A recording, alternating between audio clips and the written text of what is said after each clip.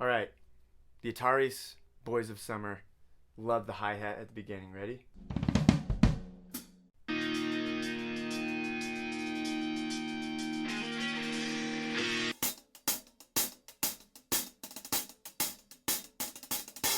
I talk about accents and taps a lot, and that's a perfect example of accents and taps.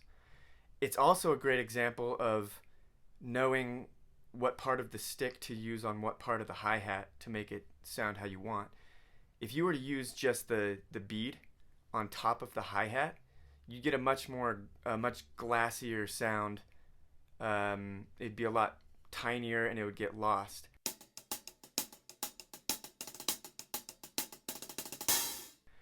He's also not chunking the shank of the stick into the side of the hat. He's getting a nice balance between the two where he's still playing on the top of the hat and getting the shank of the stick into the sort of the side, so you get a little bit of sloshiness, but there's still kind of the glassy sound that cuts through.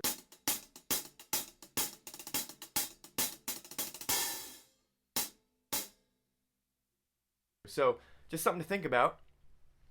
And these are all singles, right? I used to think he was playing some doubles in there, and you can play it with doubles, but to get the sound that he's getting, that you hear in the record, use singles. So on your practice pad, it's like 1 and 2 and 3 and 4 and 1 and 2 and 3 and 4 and 1. So the little barrage of 16th notes low.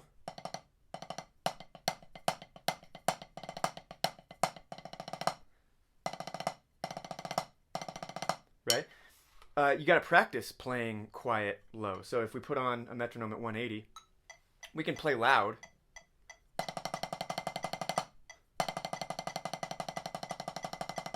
Right? But we should also practice quiet stuff too.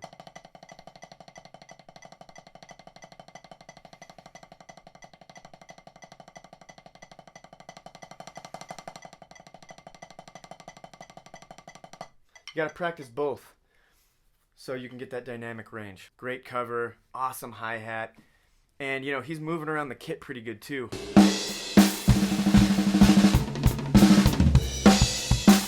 So your single strokes will come in handy there. Have fun with it.